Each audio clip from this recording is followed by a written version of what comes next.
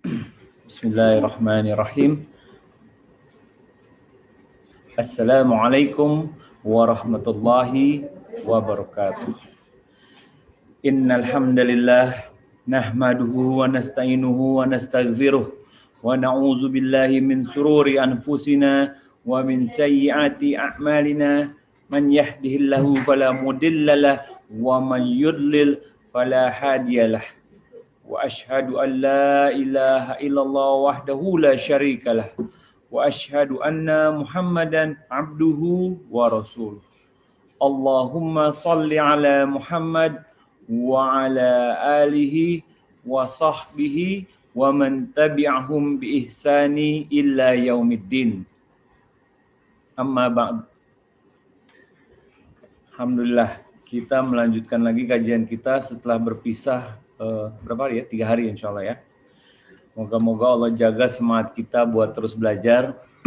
Dan sayang, kita kemarin alhamdulillah udah belajar tentang sifat sholat Nabi Muhammad SAW. Gimana kalau kita nggak lanjutkan dengan cara wudhu beliau, lalu cara berzikir setelah sholat beliau SAW, ya kan? Makanya nih, ini satu runtutan ilmu yang sayang, dan kita alhamdulillah insya Allah kita kerjakan terus setiap sholat kan? Enggak cuma sekali-sekali aja, setiap sholat ya pasti wudhu ya kan, habis sholat insya Allah ya zikir kan. Jadi ini 3 aktivitas, 3 kegiatan yang saling melekat dan rugi kalau kita nggak sempurnakan ilmu kita di dalam hal itu ya. Dan kita kerjakannya kalau yang wajib aja udah 5 kali sehari, belum ditambah qobliyah, ba'diyah, belum ditambah lagi tahajud, tambah lagi 2, Masya Allah. Moga-moga Allah jaga istiqomah teman-teman dalam beribadah, dalam sholat, sebagaimana sholat merupakan salah satu bentuk munajat seorang hamba kepada Allah Subhanahu wa Ta'ala. Baik, yang punya kitab bisa buka di halaman 89. Halaman 89. Zikir setelah sholat wajib sesuai tuntunan Nabi Sallallahu Alaihi Wasallam. Ini yang ditulis zikirnya, maksudnya gini, bukan ditulis zikirnya, tapi dikumpulkan oleh Syekh Abdul Aziz bin Abdullah bin Baz rahimahullah. Untuk baik, bisa dibuka halaman 90. Nah, mungkin bisa dibaca dulu saat zikir setelah sholat wajib, halaman 91. Zikir setelah sholat wajib oleh Syekh Abdul Aziz bin Abdullah bin Baz, maka Allah menempatkan beliau di dalam surganya. Mufti Umum Kerajaan Saudi Arabia.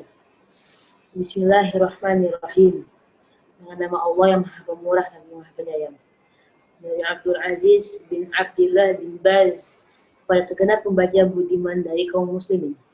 Sunnah yang hadir berikut ini adalah zikir-zikir di setiap usai sholat fardu wajib aja, Kak, yang tidak pernah dilupakan oleh Nabi Shallallahu Alaihi Wasallam. 1. Membaca Astaghfirullah, Astaghfirullah, Astaghfirullah. Aku memohon ampun kepada Allah. Aku memohon ampun kepada Allah. Aku memohon ampun kepada Allah.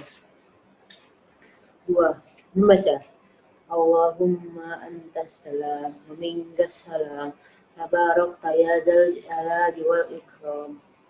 Ya Allah, Engkau yang maha sejahtera, darimu kesejahteraan, maha suci Engkau. Maha Rabb pemilik keagungan dan kemuliaan. Hadis riwayat Muslim, Ahmad, Abu Daud, dan An-Nasai. Alhamdulillah. Sekarang kita memasuki runtutan zikir yang biasa dicontohkan oleh Nabi Muhammad SAW. Ya, yang pertama, setelah selesai sholat kita membaca Astagfirullah, Astagfirullah, Astagfirullah. Loh, pasti teman-teman bingung, kok abis zikir bacanya Astagfirullah? Ada yang bisa jawab? Kalau ada yang bisa jawab, ketik di chat, boleh. Terus kalau ada pertanyaan juga tulis saja di chat dari sekarang. Nanti insya Allah di akhir sesi kajian kita, pembahasan kita ini insya Allah kalau ada waktu kita cukupkan dengan membaca saling berdiskusi ya, jadi kita bisa saling nambah ilmu. Nah, ada yang tahu nggak kenapa baca astagfirullah? Jadi begini teman-teman. Ada yang jawab nih. Coba kita lihat. Karena seringkali lalai dalam sholat, misalnya mikirin masakan. Benar tuh.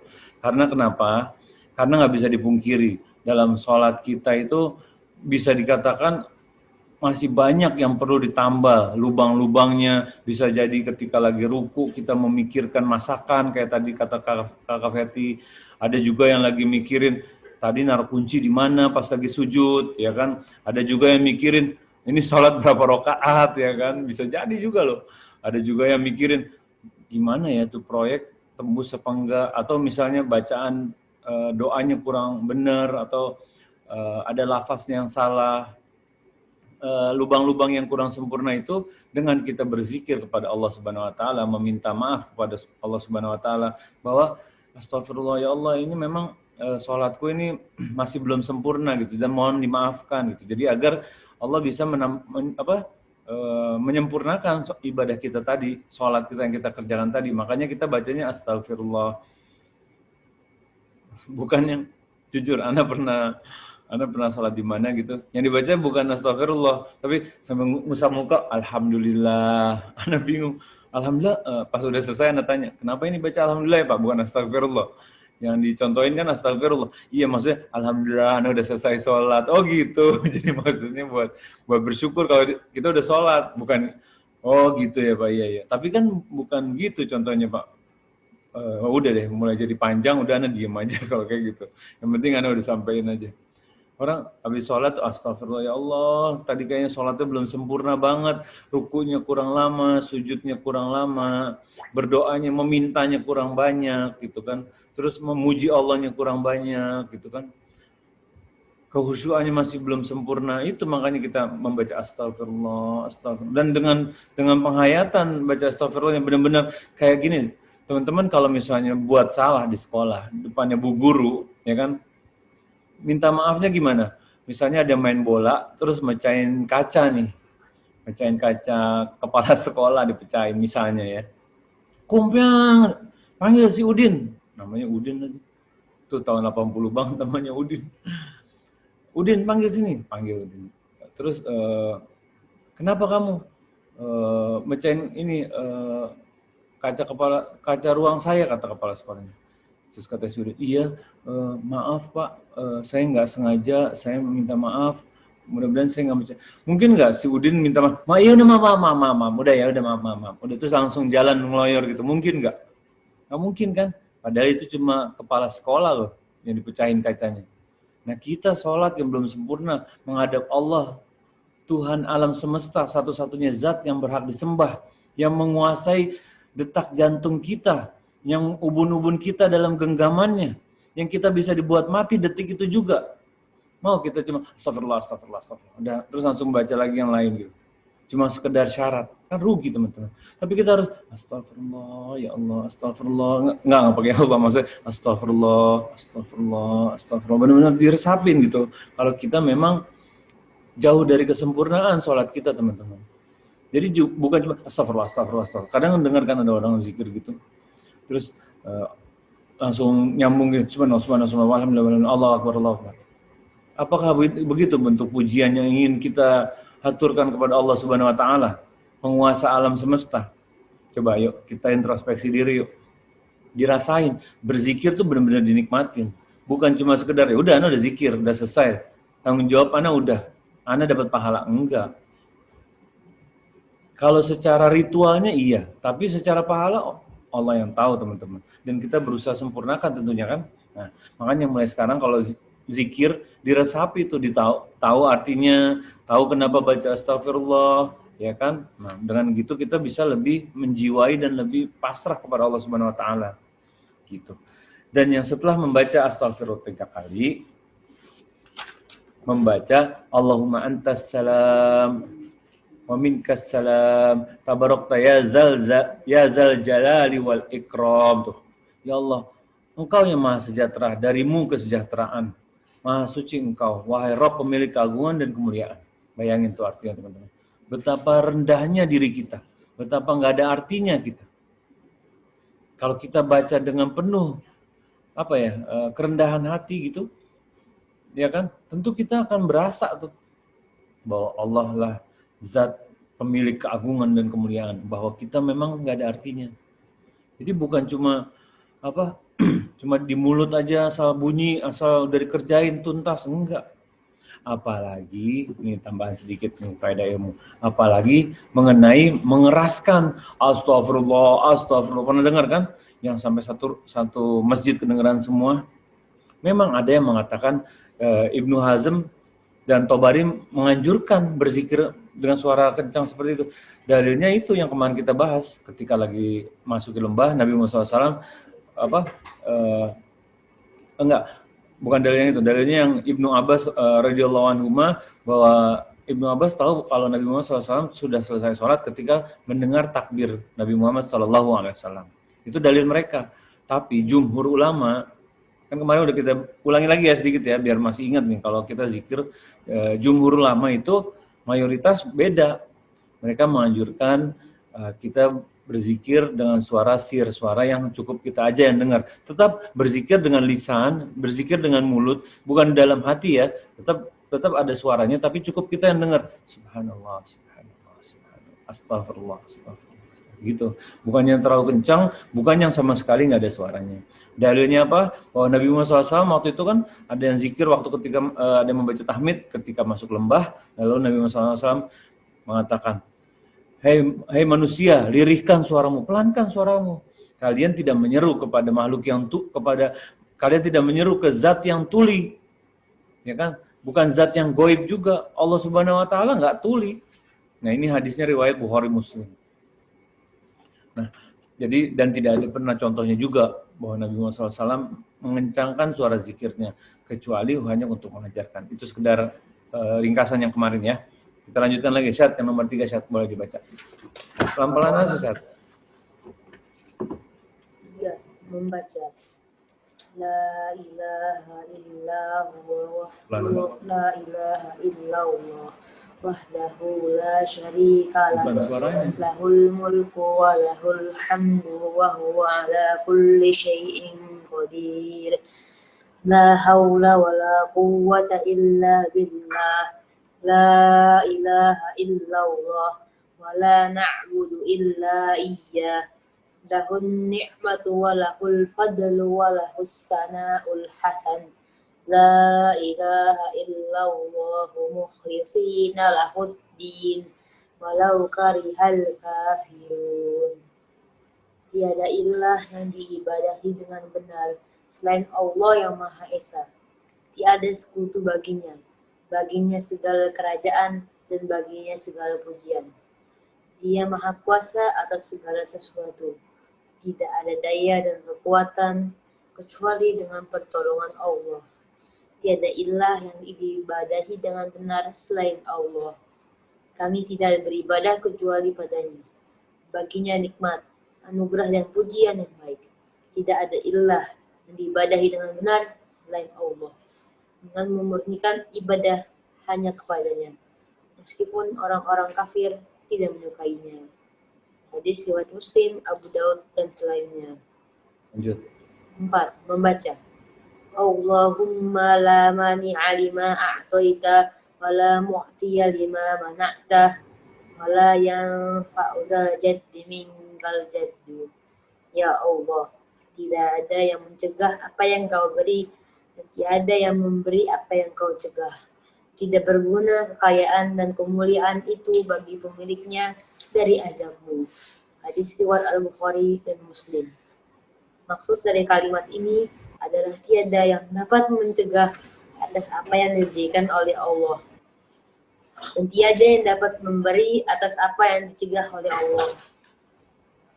Tidaklah bermanfaat kekayaan seseorang bagi Allah yang Maha Kaya.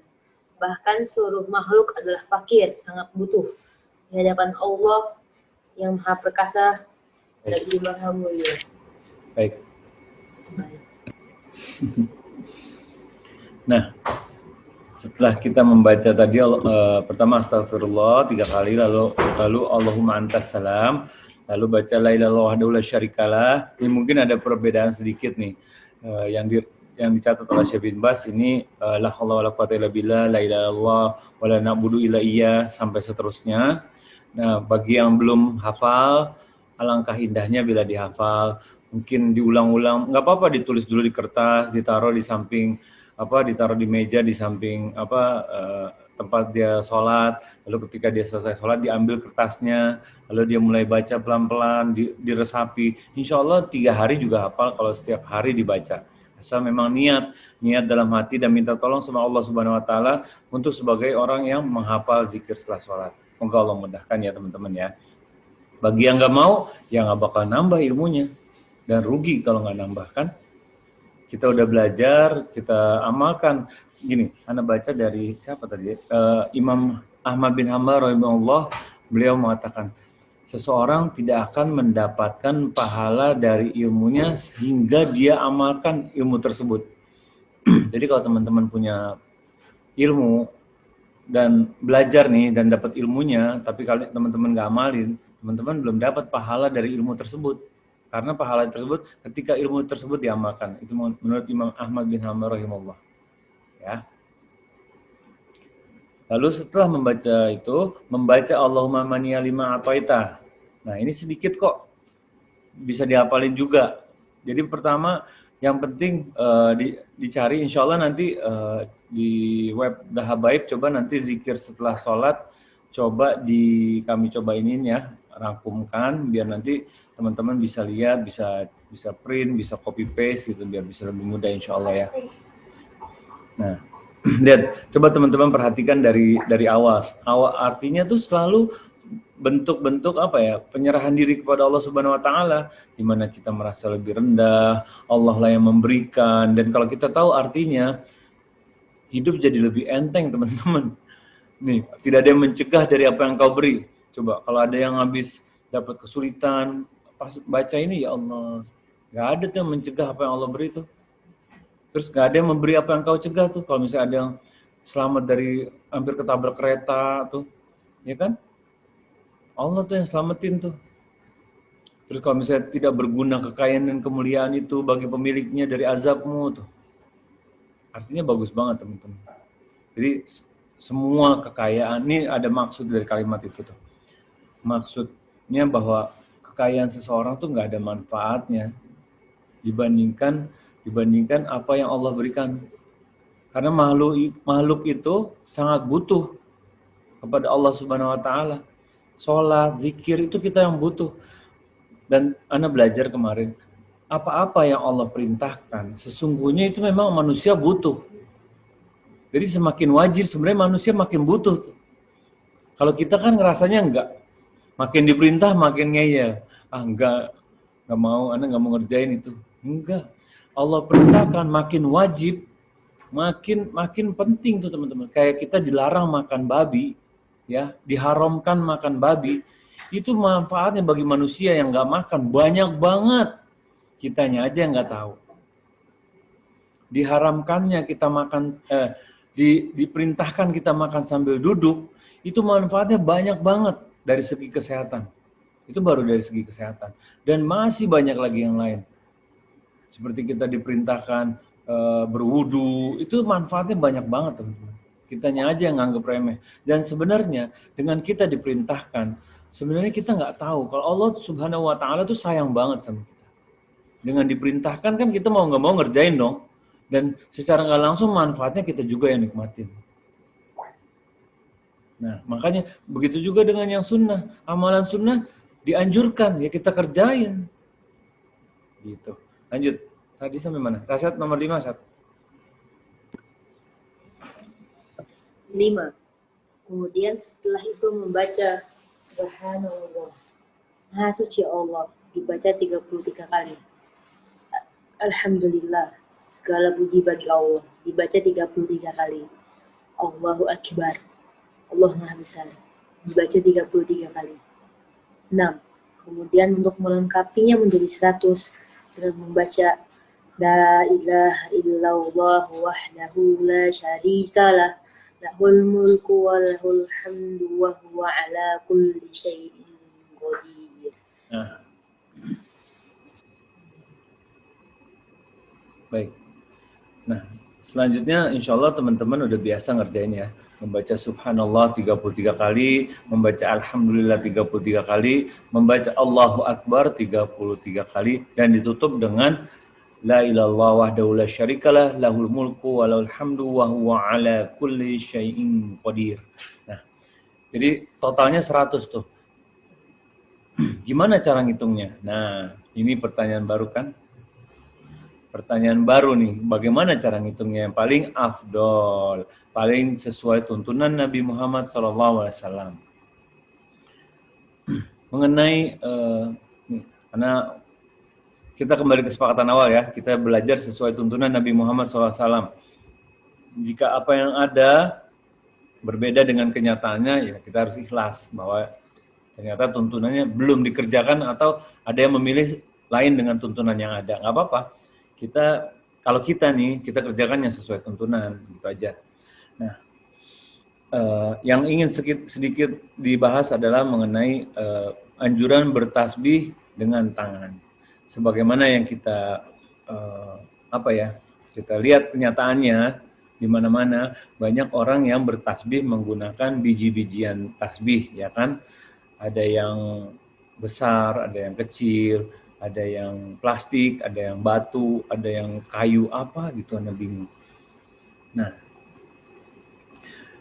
kalau kita merujuk ke tuntunan, apa yang diajarkan, apa yang telah dicontohkan, bahwa sahabat Abdullah bin Amr radhiyallahu anhuma, beliau melihat bahwa Nabi Muhammad SAW menghitung tasbih dengan tangan kanannya, ya, menghitung dengan tangan kanannya. Hadis ini hadis sahih riwayat Abu Daud dan Tirmizi. Bahkan Nabi Muhammad SAW memerintahkan untuk menghitung tasbih dengan ruas jari, teman-teman. Dalilnya wa'qudanna bil anamili fa innahunna mas'ulatun wa mustantaqatun. Artinya apa? Dan bertasbihlah dan menghitunglah tasbihnya dengan ruas jarimu. Sesungguhnya ruas jarimu akan dipertanyakan dan akan dapat berbicara, teman-teman. Kita kan tahu semua bahwa nanti di hari perhitungan semua anggota tubuh kita bisa bicara, akan menjadi saksi atas apa yang kita perbuat, dari kepala, mata, telinga, hidung. Sebagaimana kalau kita lagi duduk dengerin belajar sama-sama di sini, akan jadi saksi nih. Kepala kita akan mengatakan, ya Allah, sesungguhnya aku menyaksikan bahwa si Fulan, si Kakak Feti lagi belajar tentang sifat sholat Nabi Muhammad SAW saat ini juga. Bahwa Tante Umi lagi belajar juga. Akan jadi saksinya tuh, matanya jadi saksi, telinganya jadi saksi. Nah, begitu juga dengan ruas jari. Teman-teman, ruas jari kita akan jadi saksi. Alangkah indahnya bila ruas jari kita akan menjadi saksi yang akan mengatakan, sesungguhnya aku dipergunakan oleh si Fulan untuk menghitung tasbih-tasbihnya ketika memuji Allah Subhanahu wa taala. Ya kan? Dan itu memang diperintahkan oleh Nabi Muhammad SAW. Jadi, kalau kita sebagai orang yang sudah belajar, lebih afdol mana? Pakai ruas jari atau pakai biji tasbih? Walaupun memang ada contoh dari ada suatu ketika di zaman sahabat, ada sahabat yang menghitung dengan batu kerikil. Ya kan? Sebentar. Rasyad jangan dicoret Rasyad. Kita kan lagi belajar saat. Nah, kita dengan menghitung dengan ruas jari tentu akan jauh lebih afdal, dan ruas jari kita akan jadi saksi. Dan teman-teman bisa pelajari ruas jarinya yang mana yang digunakan, ya kan? Ada yang mencontohkan begini, subhanallah, subhanallah, subhanallah, ya kan? Kalau yang Anda baca, ada juga yang jadi satu jari ini masuk ke sini gitu. Mungkin perlu dicari mana yang lebih sahih ya tuntunannya. Yang penting pakai ruas jari dulu. Jangan sampai kita menggunakan alat yang kadang, ya maaf ya teman-teman, yang paling murah barang-barang dari mana? Dari Cina. Kadang teman-teman kalau pergi umroh, beli tasbih di mana? Di Arab kan oleh-oleh. Pulang malah pergi umroh, pergi haji oleh-oleh tasbih. Jangan oleh-oleh tasbih gitu, oleh-oleh kurma, oleh-oleh baju buat sholat, oleh-oleh tasbih. Padahal lebih afdol sholatnya, apa? Padahal lebih afdol zikirnya pakai jari. Coba itu. Berarti kan kita sama aja nyuruh dia menyelisih sunnah Nabi Muhammad SAW kan? Makanya mulai sekarang yang pergi umroh, pergi haji jangan oleh-oleh tasbih ya. Pertama, karena bisa membantu seseorang menyelisih sunnah Nabi Muhammad SAW. Apa mau teman-teman? Iya aku pakai tasbih ini nanti di akhirat jadi saksi. Iya aku pakai tasbih ini kata temannya. Karena dibeliin oleh-oleh haji nih, oleh-oleh umroh sama dia. Jadi aku nggak pernah pakai ruas jari lagi. Nggak mau kan? mendingan mendingan beli kurma, beliin emas gitu loh, yang mahal-mahal ya kan, emas. Beliin lah emas di toko-toko emas itu kan. Ada apa gelang emas 100 gram beliin oleh-oleh ya kan, atau beliin jam tangan dari emas. Jangan beliin tasbih lagi, sejadah lagi. Sejadah boleh, tapi bukan berarti kalau nggak ada sejadah kita maksain mesti pakai sejadah, sholatnya kan enggak. Sejadah cuma sarana. Nggak ada sejadah kita sholat juga boleh. Jangan sampai tasbih yang dibeliin dari, oh anak nggak bisa zikir kalau nggak ada tasbih yang dibeliin sama si fulan dari Arab. Nggak bisa gitu. Akhirnya nggak jadi nggak zikir. Ya kan? Salah kalau kayak gitu. Apalagi ya Afwan ya, Anda pernah nih beli tasbih. Anda lupa siapa yang beli lah. Pokoknya pas dihitung biji-bijinya nggak 33 kali. Pas dilihat nih tasbih bikinan mana? Kalau di Arab kan ya banyak juga barang-barang dari Cina. Kalau dari Cina apa dia orang Islam? Cina kan mayoritas bukan Islam. Tasbihnya dia aja belum tahu tuh kalau syariat bertasbihnya mesti 33 kali belum tentu tahu. Dihitung ya 11 lah. Bukan 11, 37 lah. Ada yang 26. Ngaco semua tuh jumlah biji tasbihnya. Apa mau dibuka, ditambahin kan enggak.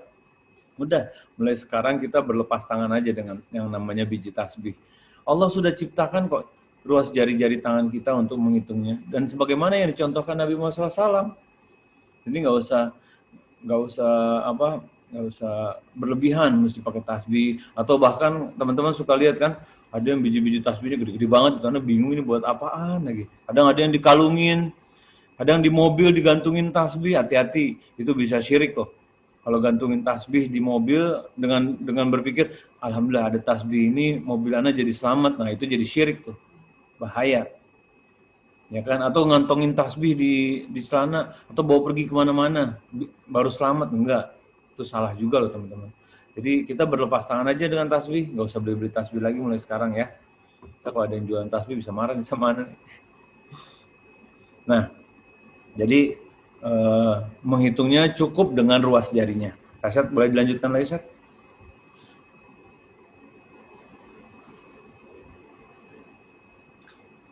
Kemudian membaca ayat kursi. Hadis riwayat An-Nasa'i.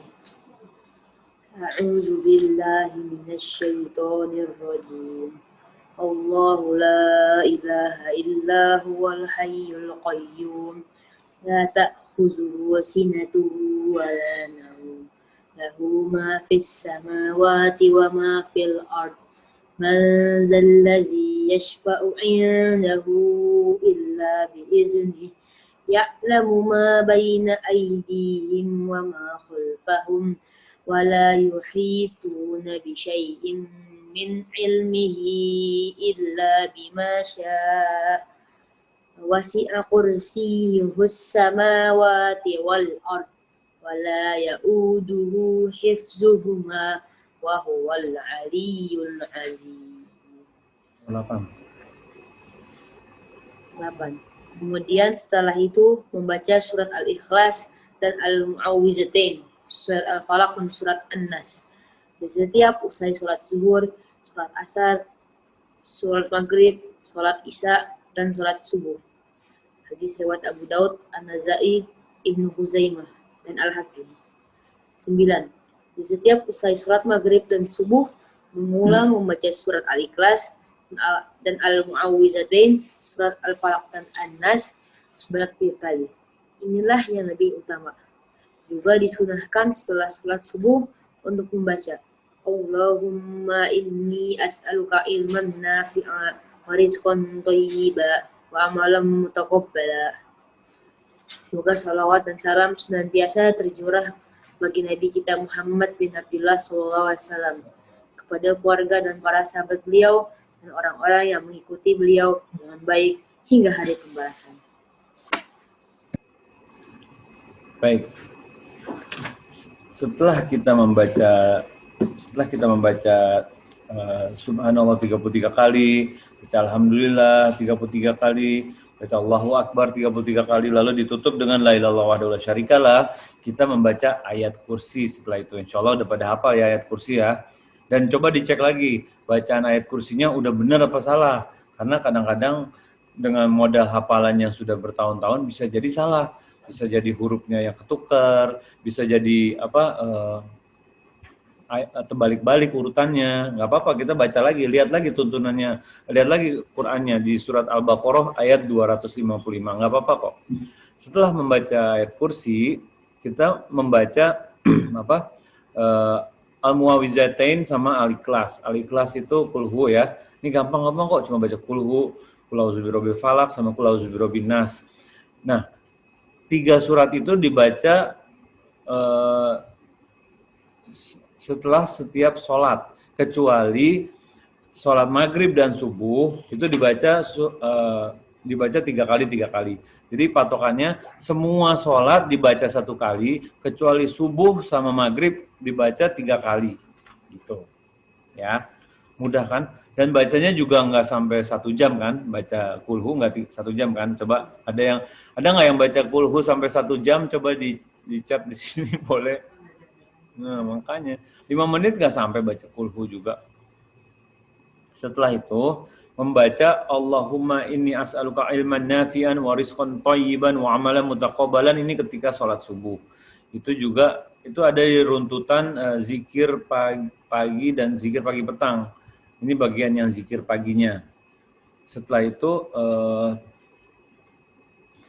itu selesai deh.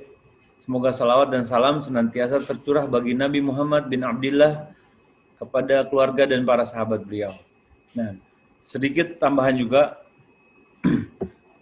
beberapa kesalahan ketika zikir adalah yang pertama, meninggalkan zikir secara mutlak setelah sholat fardu. Tuh teman-teman, meninggalkan secara mutlak, maksudnya semuanya tuh blok-blok ditinggalin. Jangan teman-teman, usahain ada 1, 2, 3 yang dibaca gitu. Sebagaimana yang kajian sebelumnya, sebenarnya kita bisa zikir subhanallah 10 kali, walhamdulillah 10 kali, dan Allahu Akbar 10 kali, itu juga cukup sebenarnya. Tapi kalau kita mau lebih lengkap, tentu lebih bagus. Kecuali kalau kita lagi buru-buru, ada janji, ada apa, ya kita baca yang pendek. Jangan sampai benar-benar semua habis sholat salam blas langsung cabut. Jangan. Rugi kalau kita kayak gitu. Sholat zikir baru jalan. Ya kan? Jangan sampai yang lain masih zikir, kita udah duluan. Malu tuh. Kesannya kita nggak butuh sama Allah loh. Kalau kayak gitu teman-teman. Ya kan? Yang kedua, memelihara zikir itu hukum setelah sholat wajib, hukumnya sunnah muakkad teman-teman. Jadi kalau sunnah muakkad itu sunnah yang ditekankan. Jangan sampai kita ada yang lebih penting daripada sunnah muakkad. Sunnah muakkad itu derajatnya sebelum fardu teman-teman. Rugi kalau kita nggak kerjain. Nah, ada lagi nih. Maaf ya. Jadi setelah itu apa yang dikerjakan? Kebanyakan yang umum setelah sholat, sebelum zikir, orang pada ngapain? Bersalaman dengan kanan kirinya, ya kan? Jadi mereka berpikir setelah sholat, salaman kanan kiri, baru zikir. Itu nggak ada contoh dari Nabi Muhammad SAW. Nabi Muhammad SAW setelah sholat berzikir. Boleh bersalaman jika sebelumnya memang belum bersalaman. Jika sebelumnya belum bersalaman, boleh salaman. Tapi bukan berarti merutinkan atau menjadikan bagian dari zikir, bagian dari sholat, bersalamannya itu. Ya kan? Kalau misalnya sekali-sekali salaman, boleh. Tapi wajib, habis sholat, habis zikir, salaman. Wajib tuh. Kalau nggak salaman, dianggap aneh. Nggak boleh kayak gitu. Jadi, apalagi ada lagi yang salah. Habis sholat, salaman, terus zikir. Ada yang orang lagi, lagi ngitung nih kan, subhanallah, subhanallah, diajak salaman sama sebelahnya, oh iya, saya pak, habis itu, ya berapa tadi ya, salah lagi tuh, lupa lagi tuh hitungannya udah berapa, ya kan, akhirnya kita jadi zolim sama dia. Jadi nggak ada tidak sesuai tuntunan, kalau misalnya bersalaman sebelum zikir, atau bahkan setelah zikir, namun dengan pemikiran merutinkan, itu yang nggak boleh, ya kan. Kalau misalnya sebelumnya belum salaman dan udah lama nggak ketemu, salaman boleh. Tapi mewajibkan salaman kanan kiri itu nggak ada tuntunan dari Nabi Muhammad SAW.